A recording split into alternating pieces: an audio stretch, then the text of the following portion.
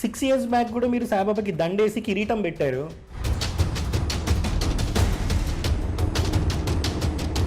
మరి గత జన్మలో రోహిల్లా అయినటువంటి సదరు ఆ వ్యక్తి ఏమంటాడంటే, వీళ్ళు మీ ముందు కూర్చోగానే మాటలు మార్చారు, వాళ్ళు బెదిరించారా?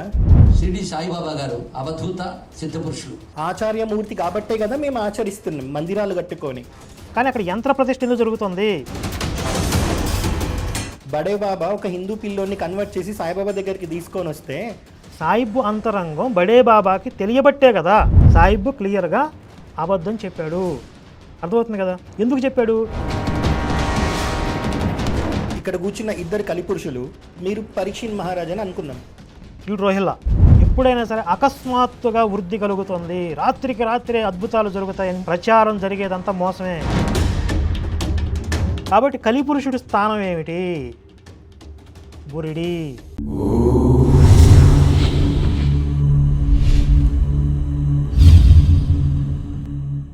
నమస్తే. సాయిబాబా సనాతనమా, సనాతనానికి విరోధమా అనే అంశం మీద చాలా పెద్ద ఎత్తున చర్చలు జరుగుతూ ఉన్నాయి.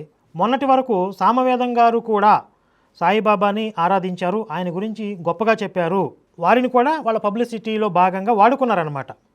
కానీ ఈ విషయాల మీద ఆయన కొండ బద్దలు కొట్టినట్లుగా అవేవీ కావు అని చెప్పి నిర్మోహమాటంగా ఆయన ఖండించారు విస్పష్టంగా. ఆ పూర్తి వీడియో మన ఛానల్లో ఉంది. అయితే ఈ సాయి భక్తుల్లో మరి గత జన్మలో రోహిల్లా అయినటువంటి సదరు ఆ వ్యక్తి ఏమంటాడంటే, సామవేదం గారిని మేము బెదిరించామంట, మేము బెదిరించి ఆ వీడియో రికార్డ్ చేసాం, అందుకే ఆయన గతంలో సాయిబాబా గురించి గొప్పగా చెప్పినవి ఉన్నాయి, ఇప్పుడు వ్యతిరేకంగా చెప్తున్నారు అంటే పక్కనే ఉండి వీళ్ళు గన్ను పెట్టుకుని పాయింట్ బ్లాంక్ రేంజ్లో గన్ను పెట్టి సాయిబాబా గురించి ఆ విధంగా చెప్పించారు అన్నట్లుగా వీళ్ళు మాట్లాడుతూ ఉన్నారు. అయితే ఇక్కడ ఈ సాయి భక్తులకి నా ఛాలెంజ్ ఏంటంటే, ఒకవేళ సామవేదం గురువు గారిని ఎవరైనా బెదిరిస్తే భయపడే వ్యక్తి అయితే మీరు కూడా వెళ్ళి బెదిరించండి. ఇప్పుడు మేము అల్పజీవులం కదా, మీరంటే 100 కోట్లు 1000 కోట్లు ఉన్నాయి మీ చేతుల్లో, అంగబలం అర్ధబలం అన్నీ ఉన్నాయి, పెద్ద పెద్ద వ్యవస్థలు ఉన్నాయి. మీరు వెళ్ళి బెదిరిస్తే ఇంకా భయపడిపోతారు కదా. మరి ఒకసారి బెదిరించి చూడండి, అధర్మానికి వత్తాసు పలుకుతారేమో చూద్దాం మీ బెదిరింపులకు భయపడి.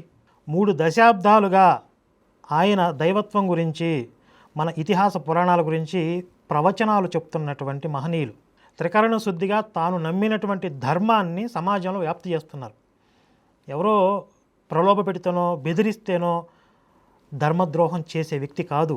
అంటే మీరు ఆయన వ్యక్తిత్వాన్ని కించపరుస్తున్నారు. బెదిరింపులకు భయపడి ప్రలోభాలకు భయపడి వాళ్ళ ధర్మాన్ని తాకట్టు పెడతారా? సరే, సదరు సాయిబు గారి భక్తుడు రోహిల్లా గారు ఏమంటున్నాడు? 27 ఏళ్లలో ఋషిపీఠంలో ఎప్పుడు సాయిబాబా గురించి ఒకసారి కూడా రాసింది లేదు అని అన్నారు. ఇక్కడ మీకు పీడిఎఫ్ది వీడియో పెడుతున్నా చూడండి. ఇది ఎప్పటి ఎడిషన్ అంటే 2016. ఇది వాల్యూమ్ 2 ఇష్యూ 6. ఇక్కడ కింద రాశారు కాపీ రైట్ అని పెట్టి సామవేదం షణ్ముఖ శర్మ అని చెప్పి రాశారు అన్నట్టు. సాధువచనంలో షిరిడి సాయిబాబా ఏం చెప్పారో ఋషిపీఠంకి సంబంధించి యూఎస్కి వెళ్ళినప్పుడు ఏ రోజు ఏ ప్రవచనం ఉన్న దాంట్లో ఇది రాసిర్రు. మరి రాయలేదని 27 సంవత్సరాల్లో ఇప్పుడు ఋషిపీఠంకి సంబంధించిన దాంట్లో రాయలేదని ఎట్లా చెప్పిండ్రు? గురువుగారు మన ఇంటర్వ్యూలో 27 ఏళ్ల ఋషిపీఠం చరిత్రలో ఎప్పుడు సాయిబాబా గురించి రాయలేదు అని చెప్పారు. లేదు ఇదిగో రాశారు అని చెప్పి ఇది చూపించాడు. ఇది ఎంత దుర్మార్గం అంటే మీకు చూపిస్తాను ఒకసారి. ఇక పైన చూడండి, ఆర్షవాణి అని ఉంది. ఈ మ్యాగజైన్ పేరేంటి? ఆర్షవాణి. ఋషిపీఠం అని ఉందా? అయితే ఇక్కడ సామవేదం గారి ఫోటో ఉంది. వారి యొక్క శిష్య బృందం, అమెరికాలో ఉన్నటువంటి శిష్యులు కొంతమంది, వారి పర్యటనలు ఎప్పుడెప్పుడు ఉంటాయి, ఏ రోజుల్లో ఎక్కడెక్కడ పర్యటనలు చేస్తారు అనే వివరాలని అందులో ఇస్తూ వారి ప్రవచనాల్లో ఉన్నటువంటి కొన్ని ముఖ్యాంశాలను తీసుకుని ఈ మ్యాగజైన్ రూపంలో వాళ్ళు ప్రచారం చేస్తూ ఉన్నారు. దాని పేరు ఆర్షవాణి. ఋషిపీఠం వేరు, ఆర్షవాణి వేరు. సామవేదం గారి శిష్యులు ఆ మ్యాగజైన్ నడిపారు, కానీ సామవేదం గారు అందులో ఉన్న కంటెంట్ని మానిటరింగ్ చేయరు. బహుశా అందులో ఎవరైనా ఒకళ్ళిద్దరు సాయి భక్తులు ఉండి ఉండవచ్చు. మళ్ళీ కామెడీ ఏంటంటే ఈ మ్యాగజైన్లో ఆల్ రైట్స్ రిజర్వ్డ్ అని ఒక చోట ఉన్నది చెప్పాడు, శ్రీ సామవేదం గారు అని ఎక్కడో ఒక చోట ఉన్నది తీసుకున్నాడు. కాబట్టి ఇది సామవేదం గారే వారి స్వహస్తాలతో రాసేశారు. ఇది అంటే మార్కెటింగ్, యేసు మతాన్ని మించినటువంటి మార్కెటింగ్ మాఫియా అనేది మనకి అక్కడ అర్థమవుతుంది. కాబట్టి ఫస్ట్ పాయింటే క్లీన్ బోల్డ్ అయిపోయిందా రోహిల్లా గారికి? ఆయన ఎప్పుడు ప్రవచనాల్లో ఇన్ని ఏళ్లలో సాయిబాబా గురించి చెప్పలేదు అని అన్నారు. కానీ సామవేదం గారు సాయిబాబా గురించి చెప్పిరు. యూఎస్కి వెళ్ళినప్పుడు సాయిబాబా మందిరంలో దత్తాత్రేయ స్వామి గురించి చెప్తూ సాయిబాబా అవధూత, సిద్ధపురుషుడు, ఆచార్యమూర్తి అని చెప్పారు. వినండి. ఈయన మాటల్లోనే చెప్పేశాడు. ఏమని? దత్తాత్రేయ స్వామి గురించి చెప్తూ. అంటే ఆ ప్రవచనం ఎవరి గురించి? దత్తాత్రేయ స్వామి వారి గురించి, సాయిబాబా గురించి కాదు. అయితే మధ్యలో ఒకవేళ సాయిబాబా ప్రస్తావన వచ్చిందా, వస్తే ఏమని చెప్పారు అనేది చూద్దాం. ఇక వేదాంత ధర్మానికి ఆయన ప్రతీక. అంటే స్టార్టింగ్ కట్ చేశాడు. ఎందుకు? చెప్తున్నది ఎవరి గురించి? దత్తాత్రేయ స్వామి వారి గురించి. ఆ పేరు కట్ చేశాడు. అంటే ఇప్పుడు వీరు చెప్తున్నది సాయిబాబా గురించే అని అనుకోవాలి. ఆ విధంగా మొబై పెట్టాలి.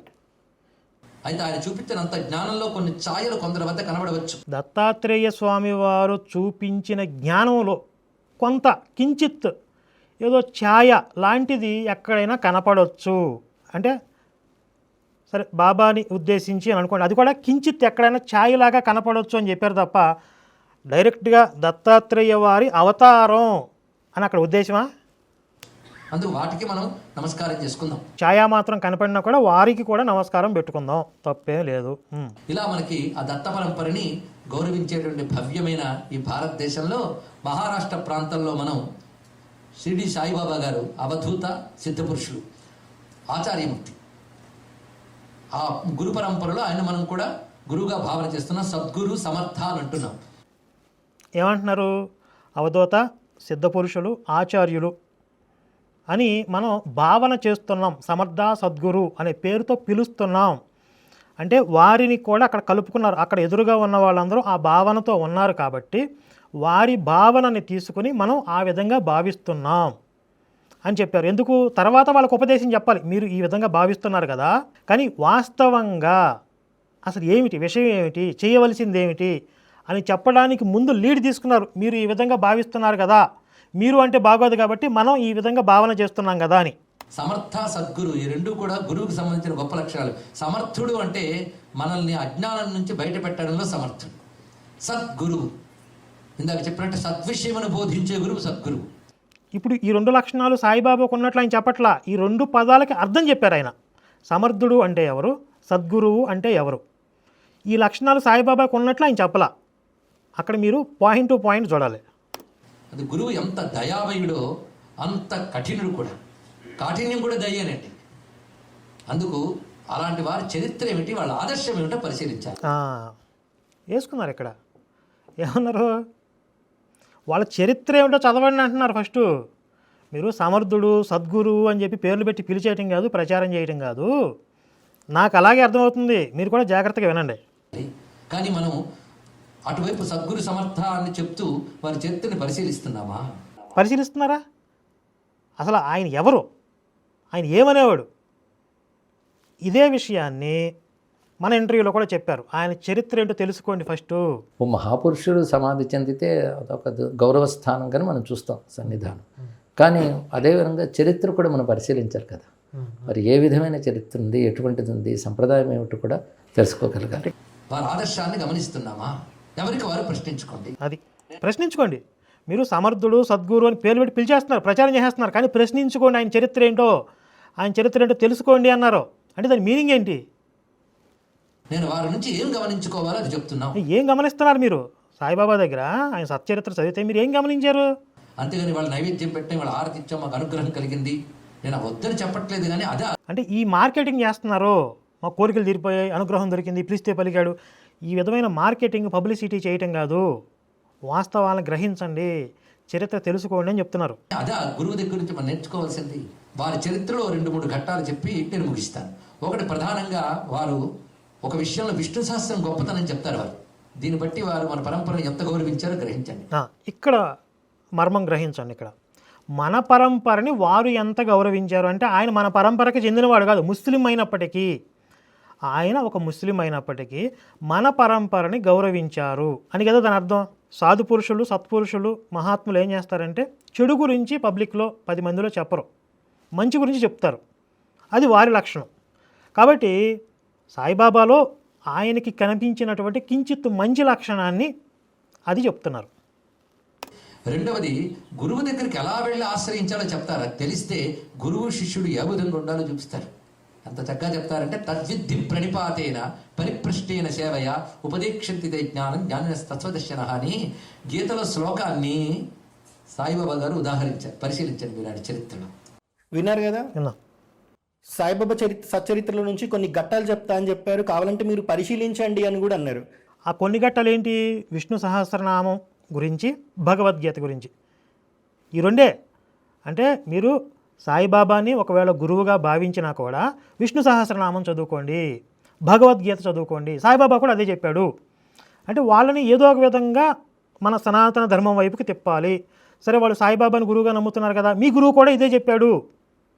కాబట్టి వాళ్ళని ధర్మం వైపుకి తిప్పటంలో భాగంగా వాళ్ళ భావనలోకి వెళ్ళి ధర్మంలోకి లాగే ప్రయత్నం చేశారు. ఎందుకంటే ఆయన అక్కడికి వచ్చినటువంటి హిందువుల యొక్క హితాన్ని కోరుకునే వ్యక్తి కాబట్టి. మీరు ఏదో ఒక వక్ర మార్గాన్ని పట్టుకున్నారు, అధర్మాన్ని నమ్ముతున్నారు, నాశనం అయితే అయిపోండి అని అనుకోవాలి ఆయన. సాయిబాబా అవధూత అన్నారు. నిన్న ఇంటర్వ్యూలోనేమో వాళ్ళు పెట్టిన థంబ్నెయిల్స్లో ప్రతి పిచ్చోడు అవధూత కాదని పెట్టుకున్నారు. మీరు చెప్పినందుకే కదా, మరి మీరు ఇక్కడ అవధూత అని ఎందుకు చెప్పారు? తర్వాత సాయిబాబా సిద్ధపురుషుడు అన్నారు. సిద్ధులు కలిగిన వాళ్ళనే కదా సిద్ధపురుషులు అంటారు. ఇప్పుడు సామవేదం గారు మన ఇంటర్వ్యూలో అవధూత గురించి ఏం చెప్పారు చూద్దాం. బాలోన్మత్త పిశాచవత్ అని ఒక మాట ఉన్నది. అవధూతలు బాలుల వలె, ఉన్మత్తుల వలె, పిశాచముల వలె సంచరిస్తారు అన్నారు. కనుక అవధూతలు పిచ్చివాళ్ళ సంచరించవచ్చు, కానీ పిచ్చివాళ్ళందరూ అవధూతలు అయిపోరు కదా. అది చాలా ప్రధానమైనటువంటిది. కనుక మనం తెలుసుకోవాల్సింది, ఒక అవధూత పిచ్చివాడుగా ఉన్నా మనం పోల్చలేకపోతే మనకేం ప్రమాదం లేదు. అవధూత ఏమనుకోడు. కనుక పిచ్చివాడిని అవధూత చేసేస్తే మాత్రం ప్రమాదం. క్లియర్గా ఆన్సర్ వచ్చేసిందా? ఒకవేళ సాయిబాబా అవధూత అనుకోండి, ఆయన్ని మనం అవధూతగా గుర్తించకపోయినా ఆయన ఏమనుకోడు. దానివల్ల వచ్చే ప్రమాదం ఏమీ లేదు. ఎందుకంటే మనం అర్చించడానికి, ఆరాధించడానికి, పరిశీలించడానికి, పరిశోధన చేయడానికి మనకి వేద సాహిత్యం ఉంది, ఉపనిషత్తులు ఉన్నాయి, పురాణాలు ఉన్నాయి, అనేక దేవతా స్వరూపాలు ఉన్నాయి. ఇన్ని ఉండంగా ఎడారిలో ఎండమావుల్లాగా ఎక్కడో ఎవరో ప్రచారం చేశారు కాబట్టి ఈయన అవధూత, అవతార పురుషుడు అని చెప్పి భ్రమించి పరిగెత్తి కొత్తగా క్రియేట్ చేయాల్సిన అవసరం లేదు. ఒకవేళ నిజంగా సాయిబాబా అవధూత అయినా కూడా ఆ విధమైన మార్కెటింగ్ అవసరం లేదు. కానీ ఆయన అవధూత కాకపోయినా మీరు ఆ విధంగా చేస్తే అది దోషం, అది ప్రమాదం. పోనీ అక్కడతో ఆపారా? అవధూత ఆపారా? సచ్చిదానంద పరబ్రహ్మం అయిపోయాడు ఆయన. ఇప్పుడు ఏకంగా కాళీయుడి మీద నాట్యం చేస్తున్నాడు, శ్రీకృష్ణుడు అయిపోతున్నాడు. అవధూతలు ఎవరైనా అల్లా మాలిక్ అంటారా? అన్నారు. అయిపోయిందిగా. అవధూతలు ఎవరో కూడా అల్లా మాలిక్ అనరు. అయితే మన సంస్కృతిలో ఒక విశేషం ఉన్నది, దేవతలను ఆరాధించడం ఉన్నది. రెండవది యోగులు, సిద్ధపురుషులు, మహాత్ములు, వారిని మనం గౌరవిస్తాం. పైగా వారి తపశ్శక్తి ప్రభావం, వారికి ఉన్న సాధన మహిమ బలం వారికి తప్పకుండా ఉంటాయి కనుక గౌరవించడం మంచిదే. అంటే దేవతల్ని ఆరాధిస్తాం, సిద్ధపురుషుల్ని గౌరవిస్తాం, తప్పేం లేదు. ఒకవేళ సాయిబాబా సిద్ధపురుషుడు అనుకుంటే గౌరవిద్దాం. కానీ మీరేం చేస్తున్నారు? సాయిబాబాని ఆచార్యమూర్తి అన్నారు. ఆచార్యమూర్తి కాబట్టే కదా మేము ఆచరిస్తున్నాం మందిరాలు కట్టుకొని.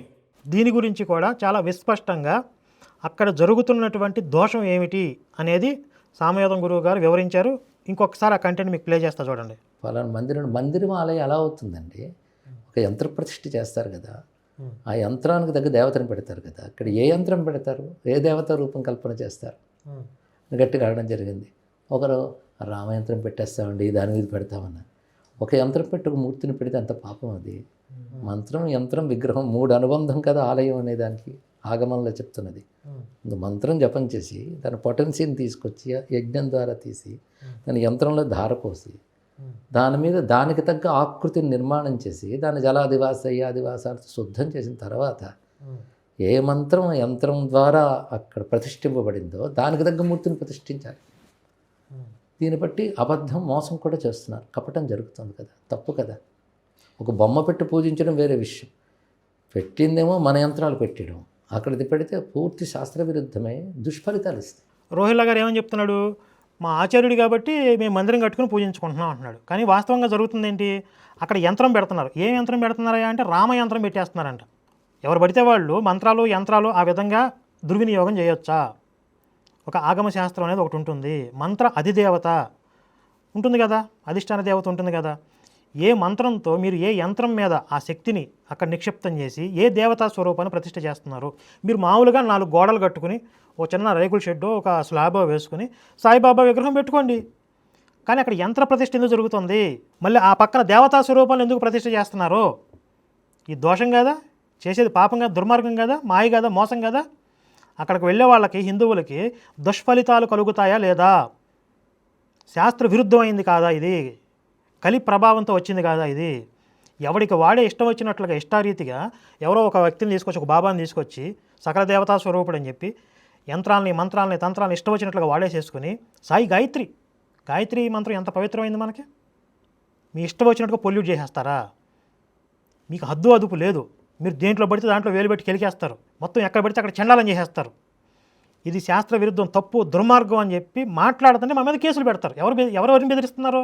మేము ఉన్న నిజాలని బయటికి చెప్తున్నందుకు మా మీద కేసులు పెట్టారు. 50 కోట్లు నష్టపరిహారం కట్టండి అంటున్నారు, నోటీసులు పంపిస్తున్నారు. ఎవరెవరిని బెదిరిస్తున్నారు? దేవుళ్ళకు ఉంటాయి ఆలయాలు, మంత్రం, యంత్రం ఇవన్నీ. గురువులకు ఉంటాయి మందిరాలు. దీనికి ఆగమము, యంత్రము, మంత్రము ఇవన్నీ ఎందుకండి? గురువుని శుశ్రూష చేయమని కదా చెప్తుంది. ఇవన్నీ ఎందుకని ఎవరిని అడగాలి? సాయిబాబా ఆలయాలు ఎవరైతే కడుతున్నారో మనం ఇక్కడ ఒక షెడ్ వేసుకోవాలి, జస్ట్ ఒక 4 గోడలు కట్టుకుని పైకప్పు వేసుకుని సాయిబాబా విగ్రహం పెట్టుకుందాం. ఇక్కడ యంత్రం, మంత్రం ఎందుకు పెట్టాలి? పెట్టకూడదు కదా, దోషం కదా, పాపం కదా. ఎవరిని అడగాలి? అంటే ఇప్పుడు సామవేదం గారు సాయిబాబా ఆలయాలు కట్టారా? మాకెందుకండి అంటారేంటి? ఈయన రోహిల్లాకి బుర్ర ఉంది అసలు. పోయిన జనంలో కల్మా చదివి జ్ఞానోదయం అయిపోయింది బాగా. ప్రబోధాత్మక వాణి చదివాడు పోయిన జన్మలో రోహిల్లా. దిల్షుఖ్నగర్ సాయిబాబా గుడిలో మీరేం చెప్పారో ఒకసారి వినండి. ఇది 2017లో మీ ఛానల్లోనే ఇది మీరు పోస్ట్ చేసిరు, ఇప్పటికీ అవైలబుల్ ఉంది. ఒకసారి సాయిబాబా గారి దగ్గర ఒక ఆయన వచ్చి మతం మార్చుకున్నానండి అన్నాడు. పిడిగులు కొట్టాడు. కొట్టి నాన్నను మారుస్తావా? మా భవిష్యత్తులో అంశం ఇది ప్రచారం చేయకూడదు. అన్ని ధర్మాలు ఒకటే అనడం కాదు, మన ధర్మాన్ని మనం విడవకుండా చూడటం అనేది చాలా ప్రధానం. సాయిబాబా సచ్చరిత్ర చదివి మీరు రియలైజ్ అయ్యి బయటకు వచ్చారు అనుకుందాం. మరి సాయి లీలామృతం గురించి ఎందుకు చెప్పారండి దిల్షుఖ్నగర్ సాయిబాబా మందిరంలో? సాయి లీలామృతం ఎకిరాల భరద్వాజ గారు రాసిన బుక్లోనే ఉంటుంది. బడే బాబా ఒక హిందూ పిల్లోని కన్వర్ట్ చేసి సాయిబాబా దగ్గరికి తీసుకొని వస్తే ఆ హిందూ పిల్లోని పిలిచి ఒకటి ఈడ్చొకటి కొట్టి మతం మారితే నీ అబ్బని మార్చుకున్నట్టేరా అని సాయిబాబా చెప్పారు. సచ్చరిత్రనే మీకు అర్థం కాలేదు, మరి లీలామృతం ఎందుకు చదివారండి? దాని గురించి ప్రవచనాలు ఎందుకు చెప్పారు? అక్కడ దిల్షుఖ్నగర్లో సామవేదం గారు చెప్పింది గురుతత్వం గురించి, సాయిబాబా గురించి ప్రవచనం కాదు. సరే, అది సాయిబు గారి మందిరంలో ఏర్పాటు చేశారు కాబట్టి అందులో ఉన్నటువంటి ఏదైనా కొంచెం మంచి అనేది ఉపయోగపడుతుందా, మత మార్పిళ్ళకి ఎగనెస్ట్గా ఏదైనా ఒక సందర్భం ఉంటుందా అనేది ఒక అంశం తీసుకుని అన్ని మతాలు సమానం అనే పిచ్చిలో పడటం కాదు, మత మార్పిడి కాకుండా చూసుకోవాల్సిన బాధ్యత మనది అనే అంశాన్ని వాళ్ళకి అర్థమయ్యేలా చెప్పడం కోసం ఒక సందర్భం తీసుకున్నారు. ఇంతకుముందు చెప్పే కదా మహాత్ములు కాబట్టి అందులో చెడు వెతకరు. అయితే ఇప్పుడు అందులో ఉన్న చెడు నేను నిర్మోహమాటంగా మాట్లాడతా. అదేంటి? ఆ బడే బాబా అనే ముస్లిం ఒక పిల్లాడిని, హిందూ పిల్లాడిని మత మార్పిడి చేసి సాయిబు దగ్గరకు తీసుకొచ్చాడు. ఎందుకు? నేను ఈ ఘనకార్యం చేశానంటే సాయిబు నన్ను మెచ్చుకుంటాడు. అంటే సాయిబు అంతరంగం మనసుని తెలుసు. వీళ్ళిద్దరూ పర్సనల్గా చాలాసార్లు మాట్లాడుకుని ఉంటారు, హిందువులను ఎలా మత మార్పిడి చేయాలి.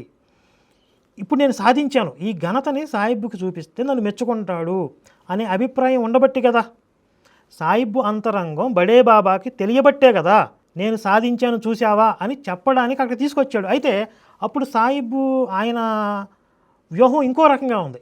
ఇప్పుడు జస్ట్ ఈ ఒక్క పిల్లవాడినే మనం యాక్సెప్ట్ చేసేసి మత మార్పిడిని ప్రోత్సహిస్తే మిగిలిన వాళ్ళందరూ వ్యతిరేకం అవుతారేమో. అప్పుడు ఆయన స్ట్రాటజీ మార్చుకున్నాడేమో. ఒకవేళ నిజంగా మత మార్పిడి జరగటం తప్పు అంటే చేసింది ఎవరు? బడే బాబా కదా. సాయిబ్ ఏం చేయాలి? ఫెడేయమని చెప్పి బడే బాబా చెంప మీద కొట్టాలి. నీ అబ్బరం మారుస్తావారా నువ్వు? ఈ పిల్లోడిని మత మార్పిడి చేసావు కదా, నీ అబ్బరం మారుస్తావా నువ్వు అని బడే బాబాని కదా కొట్టాల్సింది. ఆ పిల్లోడు అమాయకుడు కదా.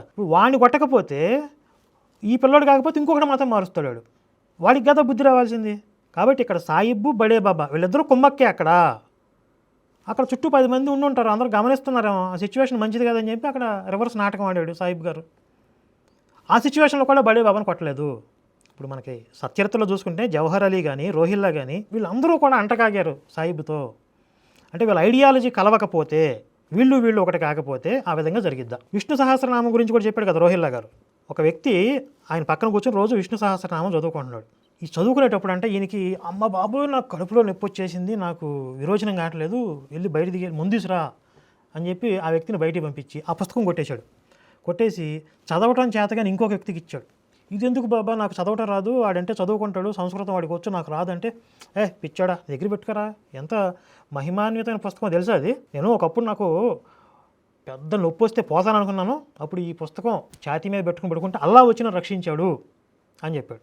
అసలు ఎక్కడైనా కుదిరిద్దా? ఎక్కడైతే ఏ పుస్తకంలో అయితే అల్లా పేరు మీద ఒక దైవం ఉంది అని చెప్పి వాళ్ళు చెప్తున్నారో అలాంటి దైవం ఉంటే విష్ణు సహస్రనామం పెట్టుకున్నందుకు పేక పిసికి చంపేస్తాడు ఈయన్ని, అంతే కదా. కానీ విష్ణు సహస్రనామం పెట్టుకుంటే అల్లా వచ్చి కాపాడతాడు ఈయన్ని. అన్యమత గ్రంథాన్ని ఆయన సమర్థిస్తాడా అంటే అబద్ధం చెప్పాడు. సాయిబ్ క్లియర్గా అబద్ధం చెప్పాడు, అర్థమవుతుంది కదా. ఎందుకు చెప్పాడు? ఈ చదివేవాడి దగ్గర విష్ణు సహస్రనామం పుస్తకం ఉంటే అది రోజు వినలేకపోతున్నాడు. ఈ చదవని వాడి చేతిలో పెట్టేస్తే వీడు ఎలాగ చదవలేడు కదా, ఈ బాధ తప్పిద్ది. కానీ అదే రోహిల్లా అనేవాడు కల్మా చదువుతున్న రేత్రిపూట, అది ప్రబోధాత్మక వాణి, అది వింటుంటే నాకు హాయిగా ఉంది, వాడిని అరవనివ్వండి వేళాపాలా లేకుండా, పెద్ద పెద్ద గొంతు వేసుకుని అరుస్తూ ఉంటే వాడిని ఎంకరేజ్ చేశాడు. విష్ణు సహస్రనామం మెల్లగా చదువుతుని చదవలేకపోయాడు, అది వినలేకపోయాడు. ఇది కదా సాయిబ్ మెంటాలిటీ స్ట్రాటజీ. కాబట్టి కాస్త మనోనేత్రం తెరిచి చూస్తే అందులో ఉన్నటువంటి మర్మాలు మనకు అర్థమవుతాయి, ఏ విధంగా మనం ఎర్రిపప్పలం అయ్యాం. ఇప్పుడు కన్నా కళ్ళు తెరవాలి కదా, తేరుకోవాలి కదా, ఇంకా ఎన్ని తరాలు మనం బానిసత్వం వహించాలి. ఒకసారి ఆ విజువల్ చూడండి.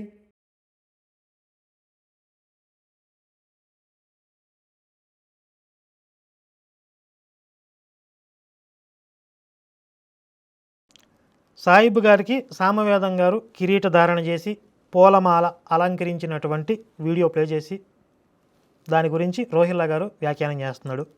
6 years బ్యాక్ కూడా మీరు సాయిబాబాకి దండేసి కిరీటం పెట్టారు, అది న్యూస్ ఛానల్లో కూడా వచ్చింది. మరి అది రిలీజ్ అయ్యి బయటికి వచ్చినప్పుడు అక్కడికి ఎందుకు వెళ్ళిండ్రండి? దీని గురించి కూడా స్పష్టంగా మన వీడియోలో చెప్పారు.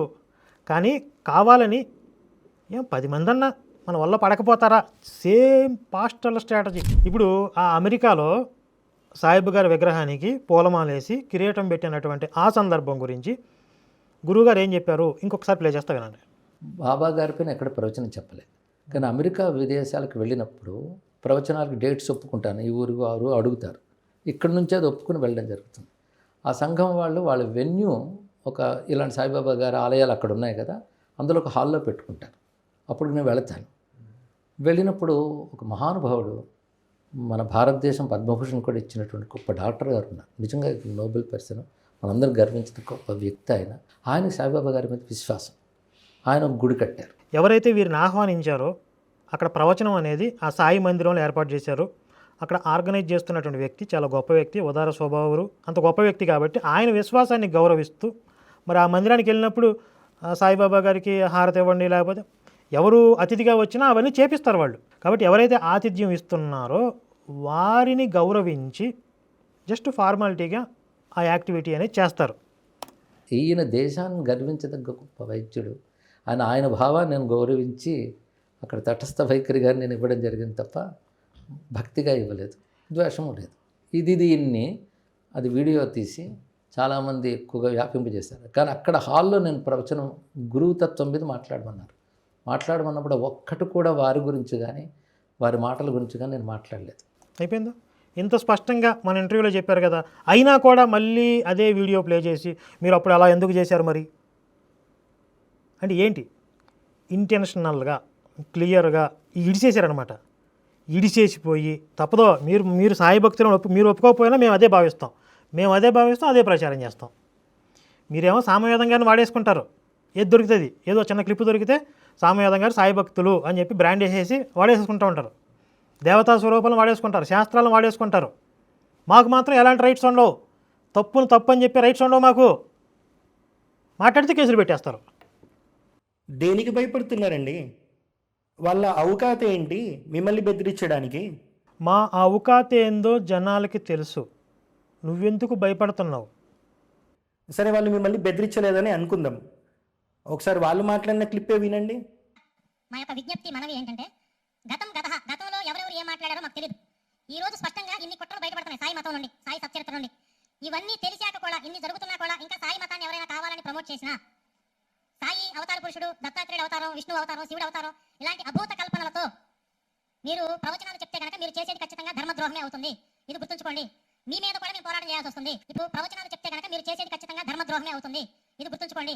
మీ మీద కూడా మేము పోరాటం చేయాల్సి వస్తుంది. ఇప్పుడు ప్రవచనాలు చెప్తే కనుక మీరు చేసేది ఖచ్చితంగా ధర్మద్రోహమే అవుతుంది. ఇది గుర్తుంచుకోండి. మీ మీద కూడా మేము పోరాటం చేయాల్సి వస్తుంది. విన్నారు కదా, పక్కా మీ దగ్గరికి బెదిరించే వచ్చిర్రు. సరే, ఇప్పుడు ఆ ప్రెస్ మీట్లో నేను మాట్లాడిన వీడియో ప్లే చేశాడు కదా, అందులో నేనేమన్నాను, ఇన్ని ప్రమాణాలు సాయి సచ్చరిత్రలో ఇన్ని కుట్రలు ఇవన్నీ కనపడుతున్నా కూడా, ఇంత అవైదికం అని తెలుస్తున్నా కూడా, సాయి పరమాత్మ అవతారం ఇలాంటి ప్రవచనాలు చెప్తే మీరు చేసేది ధర్మద్రోహమే అన్న. ఇప్పుడు ఒకవేళ అది బెదిరింపే అనుకుంటే, సామవేదం గారు ఎక్కడా సాయిబాబా గురించి ఫేవర్గా చెప్పట్లేదు, అలాగే ఉంటే సరిపోతుంది కదా. కానీ యాంటీగా మాట్లాడాల్సిన అవసరం ఏముంది?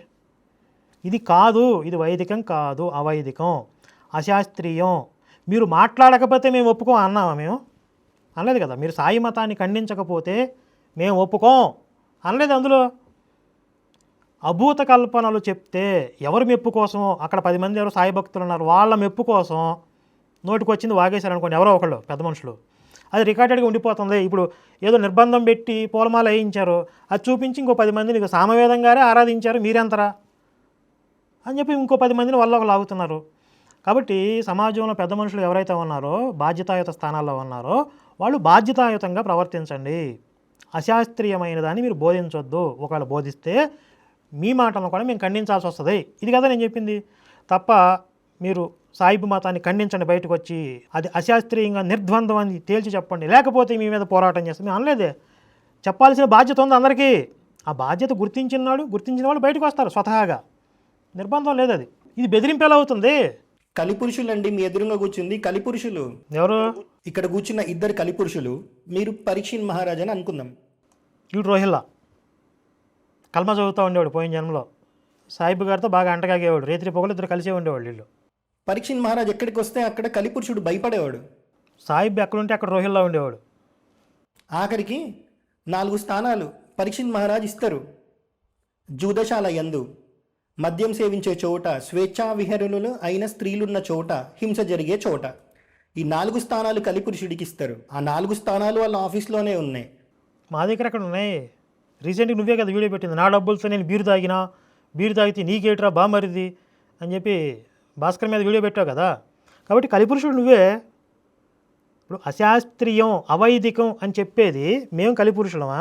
ఇష్టారీతిగా శాస్త్రాలని పొల్యూట్ చేసేవాళ్ళు కలిపురుషులా? జూదశాల నాకు తెలుసా వాళ్ళ ఆఫీస్ ఎట్లుంటుందో. ఎట్లా తెలుసు? ఎప్పుడు వచ్చావు నువ్వు అసలు? మా ఆఫీస్ ముఖం తెలుసా? ఎప్పుడైనా గుమ్మం దొక్కావా? మద్యం సేవించే చోట వాళ్ళ ఆఫీస్లో భాస్కర్ కిల్లి, లలిత్ కుమార్, భారత్ వర్ష, కరుణాకర్ సూన కలిసి తాగుతారని భారత్ వర్షనే నాకు చెప్పాడు. అందరికి పోసేది ఈడే, గ్లాసు సర్వ్ చేసేది ఈడే. మరి ఈ 4 స్థానాలు సరిపోనట్టు మళ్ళీ బంగారం అడిగాడు కదా కలిపురుషుడు. పరీక్షిత్ మహారాజ్ ఇచ్చిండు. జనాలు వేసే బిచ్చం ఏదైతుందో అదే వీళ్ళకి వచ్చే బంగారం అండి. అంటే మన ఫాలోవర్స్ ఎవరైనా డొనేషన్స్ ఇస్తే అందులో కలిపురుషుడు ఉంటాడు అని చెప్తున్నాడు కదా. మరి సాయిబు మందిరాల్లో వేసే బిచ్చం ఉంటుంది కదా, అది కలిపురుషుడు కాదా?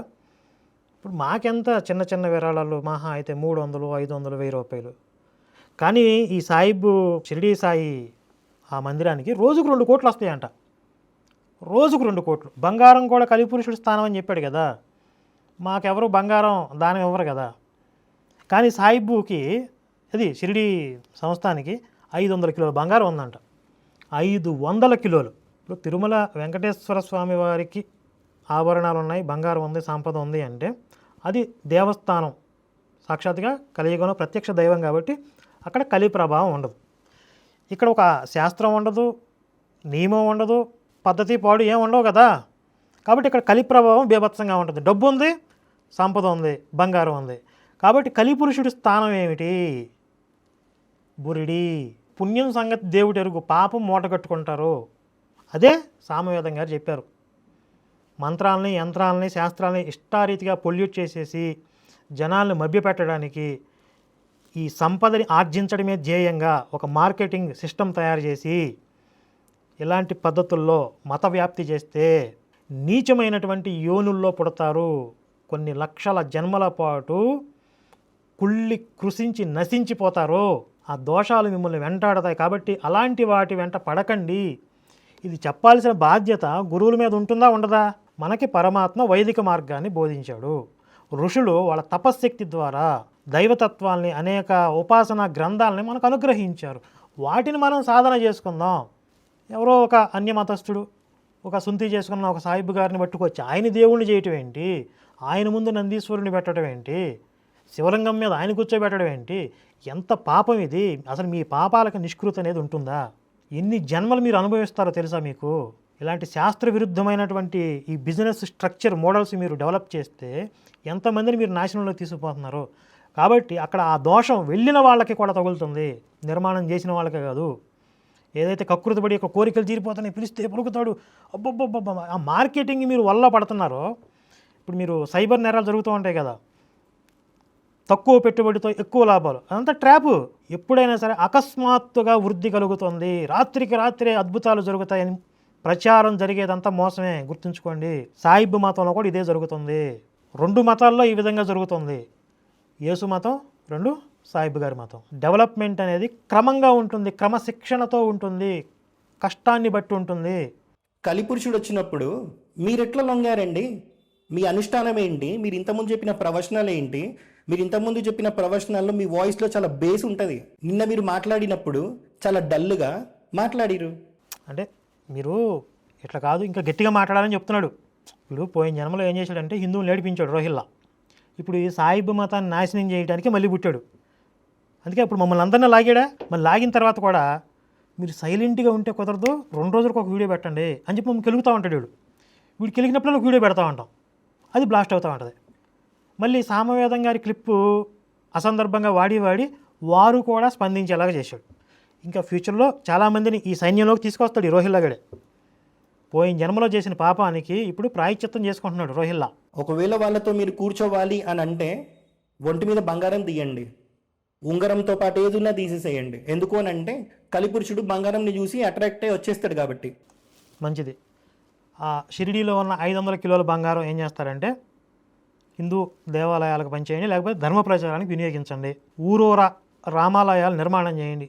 అప్పుడైనా కొంత పాపం అనేది ప్రక్షాళన అవుతుంది. అసలు ఆయన అవధూత కానే కాదు.